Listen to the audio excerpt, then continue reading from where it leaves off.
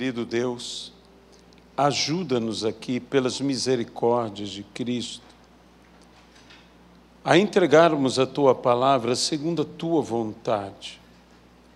Que o Senhor possa, de fato, falar aos nossos entendimentos, falar aos nossos corações e abençoar-nos, ó Senhor, pelo Teu poder. Que toda honra, glória e louvor sejam dados hoje e eternamente, unicamente ao Senhor. É o que nós pedimos e desde já nós Te agradecemos. No nome de Jesus Cristo. Amém e amém. Há uma verdadeira batalha no que a nós compete ministrar a palavra do Senhor, para que a fé que vem pelo ouvir e ouvir a palavra do Senhor seja dada, doada aos que nos ouvem. E aqueles que de fato nos ouvem, não ouvem tão somente a nós, mas ouvem aquele que nos enviou, assim como Jesus Cristo mesmo diz que aquele que ouvia a Ele, ouvia ao Pai que o havia enviado.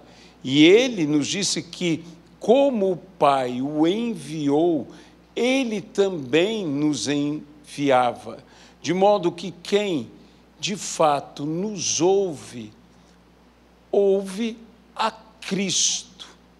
Isto cremos, isso é a nossa fé e deve ser a nossa postura. Por isso mesmo devemos tomar todo o cuidado, estando atados às Escrituras, à sã doutrina, pregarmos a palavra do Senhor, sem remover ou acrescentar nada à palavra.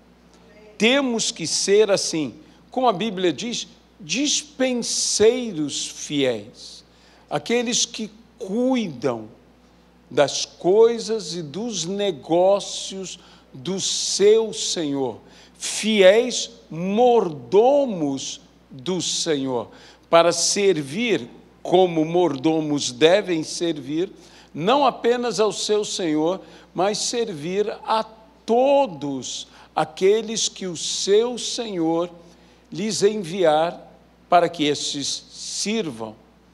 Mas o inimigo, obviamente, o adversário de nossas almas, nós temos um adversário. O diabo não é um inimigo que possa se opor ao Senhor. Ele se rebelou contra o Senhor e o Senhor o fez cair dos céus como um raio. E o próprio Jesus Cristo disse: eu vi o diabo cair dos céus como um raio. Mas ele é meu inimigo, teu inimigo, ele é o inimigo de nossas almas. Ele é o nosso adversário. É contra ele que devemos nos posicionar. Temos uma luta neste mundo. Lutamos contra o próprio mundo, no sentido do que é o mundanismo, a mentalidade do mundo, o mundo que a Bíblia diz que jaz no maligno. Lutamos contra tudo isto que se opõe à verdade. A verdade que está contida nas Sagradas Escrituras e que é a própria palavra de Deus, pois as Escrituras, elas de fato são a palavra de Deus. Mas também enfrentamos a carne, a nossa própria carne. A Bíblia mesmo nos diz que a carne milita contra o Espírito e o Espírito contra a carne. E devemos mortificar a força, o poder, as obras da carne, para que nós possamos, de fato, vencer pelo Espírito, de modo que sejamos guiados pelo Espírito do Senhor, abençoados pelo Espírito do Senhor e possamos ser pessoas verdadeiramente cheias do Espírito Santo. E temos o nosso adversário, que é o diabo. E com ele, todo o poder das trevas, principados, potestades, poderes dominadores desse mundo tenebroso, forças espirituais do mal nas regiões celestes. A nossa luta, a própria palavra diz, não é contra sangue, não é contra a carne. Nós não estamos aqui para lutar contra homens, nós não estamos aqui para lutar contra pessoas, nós estamos aqui para lutar por pessoas. Nós estamos aqui para salvar homens, mas a nossa luta é contra os poderes deste mundo tenebroso, contra os poderes malignos, seja Satanás, sejam todos os seus demônios. E nós devemos, inclusive, expulsar demônios, pois se expulsamos demônios, que é uma das evidências, como a Bíblia diz, em meu nome, esses sinais hão de seguir, expelirão demônios. É o primeiro que é dito. Expulsar demônios pela autoridade do nome de Jesus Cristo. Nenhum de nós tem autoridade em si mesmo para fazer estes ou outros atos sobrenaturais.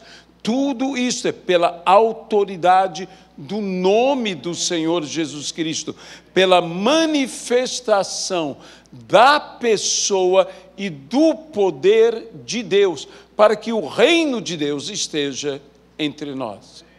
Pois se eu expulso demônios pelo dedo de Deus, sabei que sobre vós é chegado o reino de Deus. Mas uma das coisas que o adversário faz para que as pessoas não creiam. Nós pregamos para que elas creiam, mas o que o adversário faz para que eles não creiam? Lhes embota o entendimento. Essa é a grande estratégia, sempre foi, e é o que vemos em nossos dias, entendimentos embotados, confundidos, entendimentos até mesmo bloqueados, para que eles não creiam. Mas saiba que há um outro caminho. Há um caminho, porque muitas vezes nós estamos querendo convencer pelo entendimento ou convencer racionalmente as pessoas.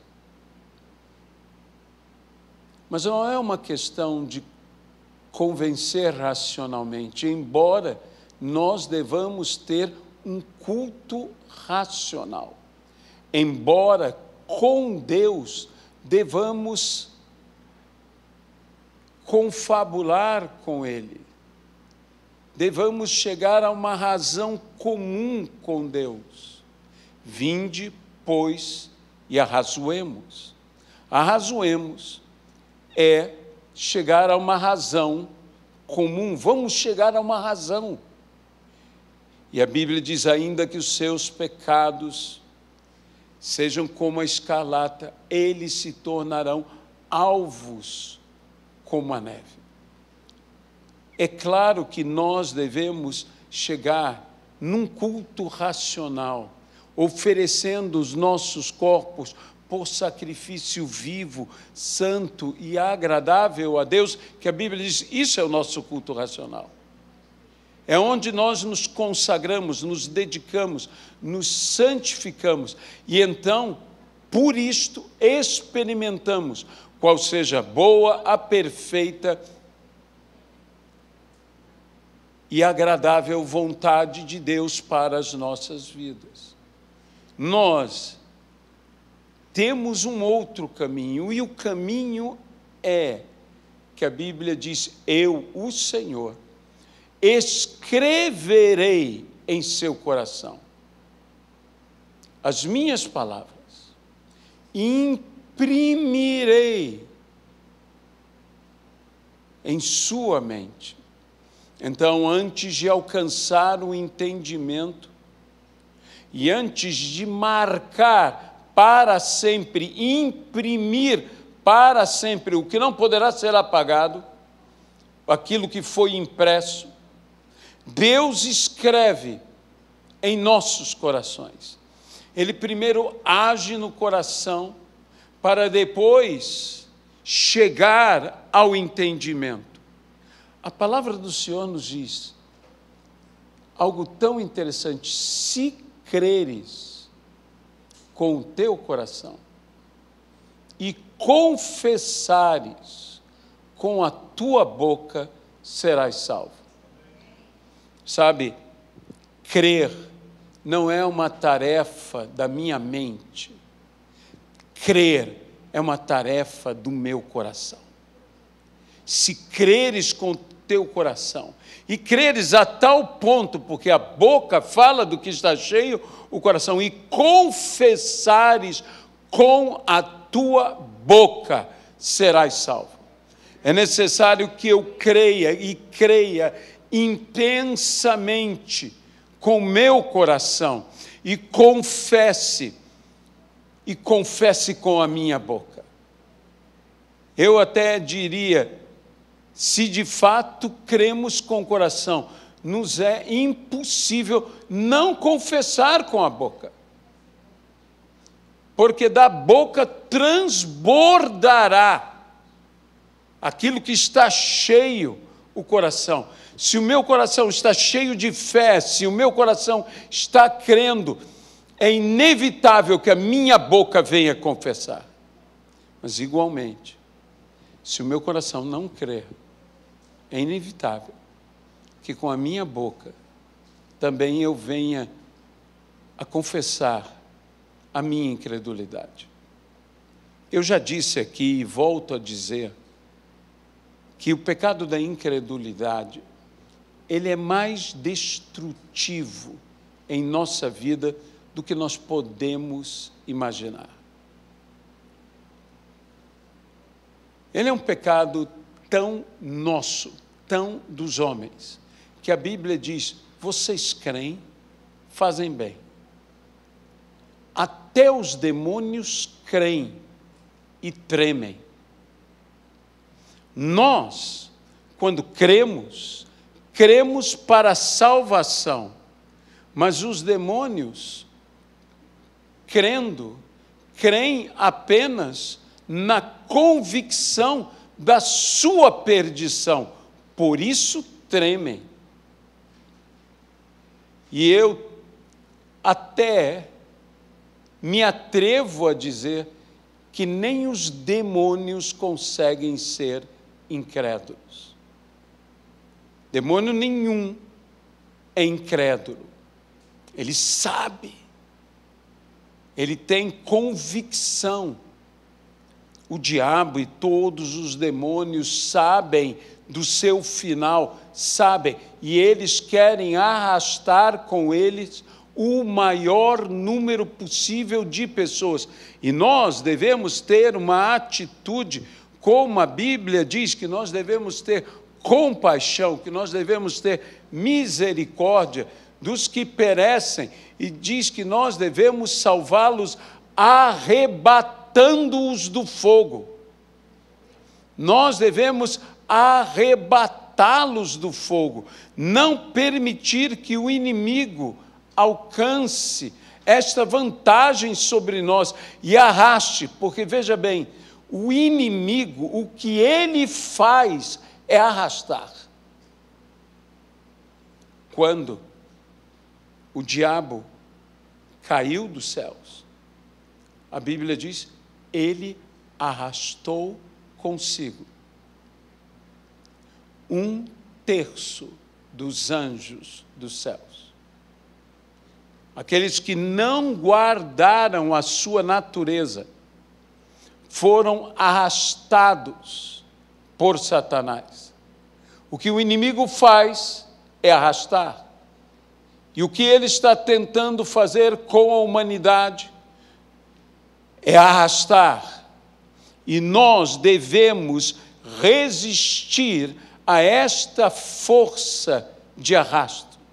Nós devemos nos posicionar e impedir que ele arraste, tendo compaixão dos que perecem, arrebatando-os do fogo. É isso que nós, como igreja, devemos fazer. E para tal, nós devemos ter em nós o que é necessário. Precisamos ter em nós o que é necessário. Nós bem podemos ser comparados à Arca da Aliança. A Arca da Aliança tinha algumas características tão interessantes. Ela era feita de madeira de acácia.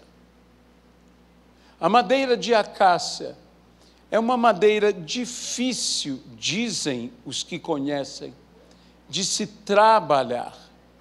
Ela é extremamente dura, cheia de nós. E então, trabalhar com a madeira de acácia é algo difícil, mas nós temos um divino carpinteiro para trabalhar esta madeira difícil. Nós somos assim, somos como madeira de acácia, somos difíceis de trabalhar, somos duros, cheios de nós, mas o Senhor há de nos moldar, trabalhar e nos formar. A Bíblia diz que esta arca era toda revestida de ouro, por dentro e por fora. Eu imagino que todo esse revestimento de ouro da árvore de madeira de acácia,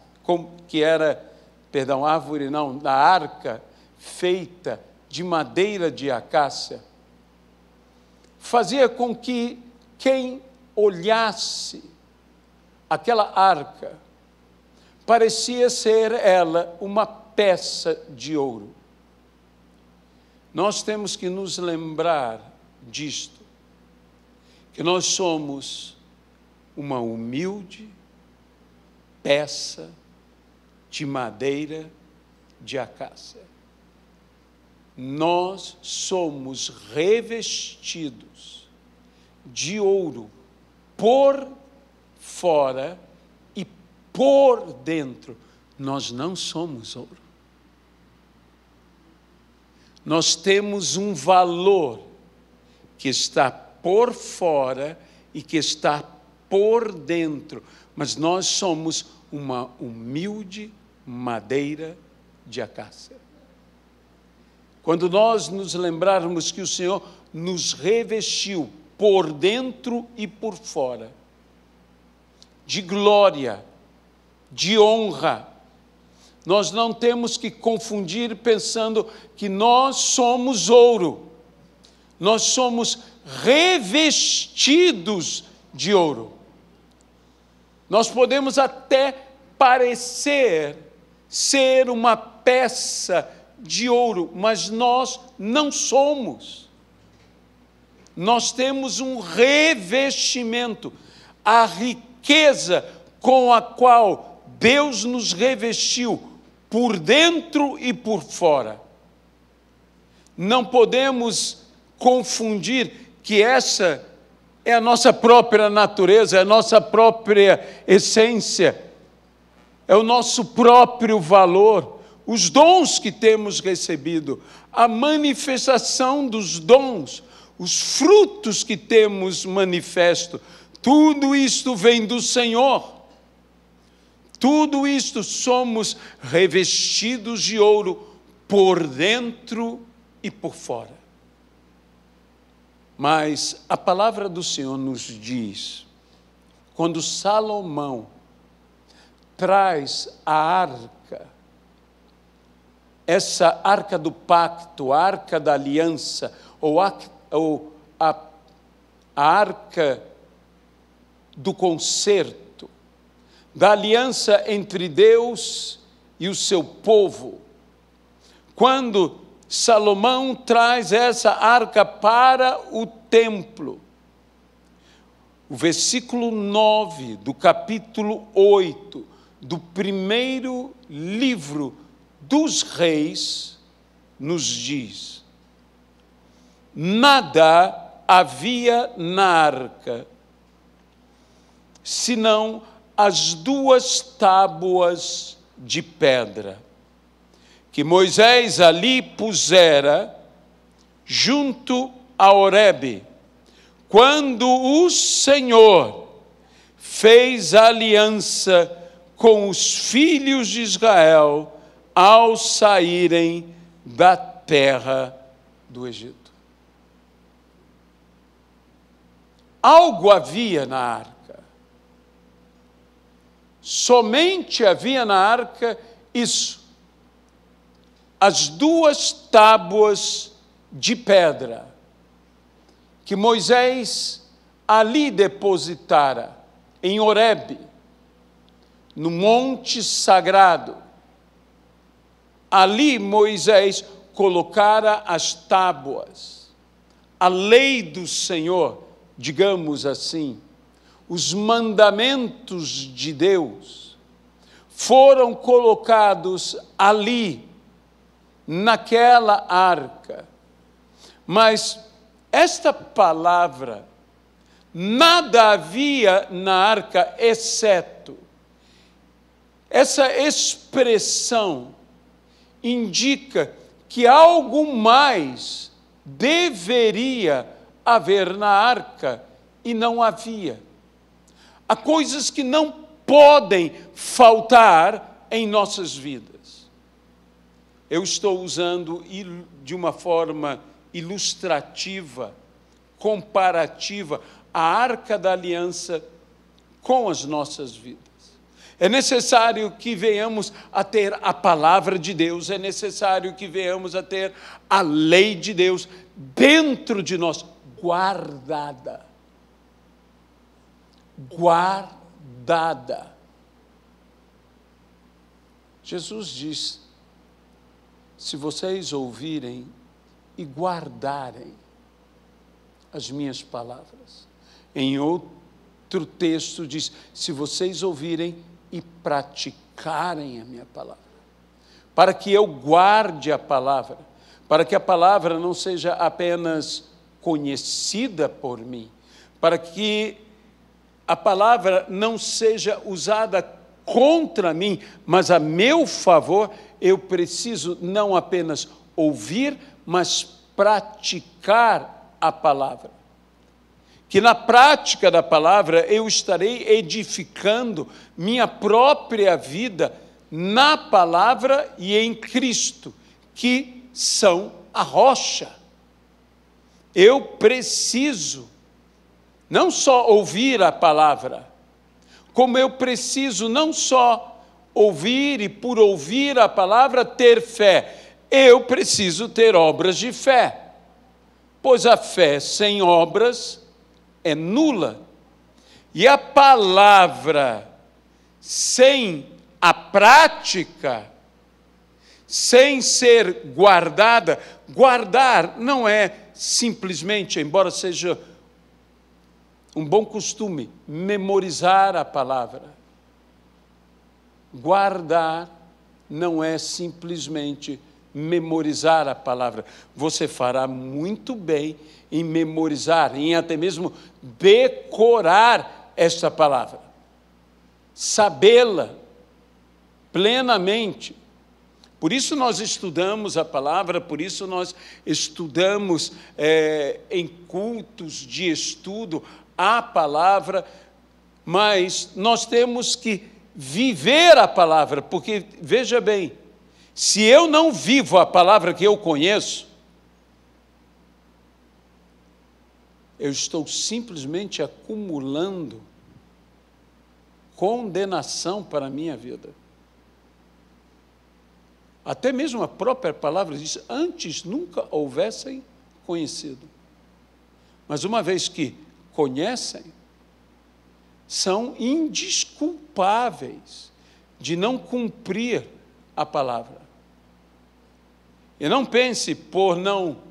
Eu disse, não, eu não estou cumprindo a palavra, mas eu não estou fazendo nada de errado. Saiba do seguinte, enterrar o talento não te exime de juízo. Não te exime de juízo. Não, eu não desperdicei, eu não joguei fora, eu guardei. Não guardou, você enterrou, é diferente. Guardar não é reter. Embora reter seja algo importante, guardar é viver. É ter na vida, é ter na sua vida. Mas a Bíblia fala, então, não havia nada, ou melhor dizendo como o texto, nada havia na arca, exceto as 2 tábuas. O que mais deveria existir na arca? Venha comigo, por favor, a Hebreus, livro ou epístola aos Hebreus, capítulo de número 9 e versículo de número 4, ao qual pertencia um altar de ouro para o incenso e, veja agora, a arca da aliança, totalmente coberta de ouro. Esse totalmente coberta é uma expressão equivalente que não havia um ponto da arca, seja por fora, seja por dentro, que não fosse coberta de ouro, na qual estava uma urna de ouro, ou um vaso de ouro, contendo o maná. O bordão, ou cajado, de Arão, aquele que floresceu e deu fruto.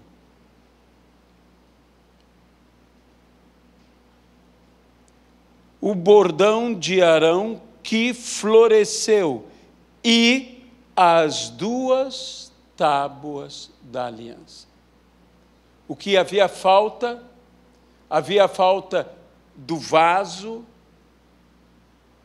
de ouro com o maná, havia falta do bordão de Arão que floresceu. Essas 2 coisas indicam como as tábuas de pedra indicam a lei do Senhor, a palavra do Senhor. Eu preciso ter em mim a palavra do Senhor, a lei do Senhor, mas eu preciso ter mais do que isso. Eu preciso ter o vaso com o maná. Esse vaso de ouro com o maná. O que era o maná? O maná em si, a palavra maná, é uma pergunta, o que é isto? O que é isto? O maná também é chamado o pão dos céus. E o verdadeiro maná que nos é concedido e que se apresentou como o pão dos céus é Jesus Cristo. O maná escondido. Esse é o maná escondido, é o maná que era oculto, guardado dentro da arca. E esse maná representa o pão dos céus, Jesus Cristo. Você e eu precisamos da palavra, mas nós não podemos apenas ter a palavra. Nós precisamos do maná escondido. Nós precisamos do pão dos céus. Nós precisamos de Jesus Cristo, o autor e consumador da nossa fé. Nós precisamos do Senhor. Eu quero a palavra, mas eu quero Jesus. Eu preciso de Jesus dentro de mim, dentro da minha vida. Esses são elementos essenciais que nós necessitamos ter em nossa vida e não podemos permitir que desapareçam de nossa vida, como desapareceram o vaso com o maná e o cajado de Arão. Desapareceram da arca. Nós não podemos permitir que nos seja levado o que tem que estar dentro de nós. E o cajado e a vara, o bordão de Arão, é o bordão que floresce, que dá fruto. Para mim, isto é o símbolo do poder e da pessoa do Espírito Santo.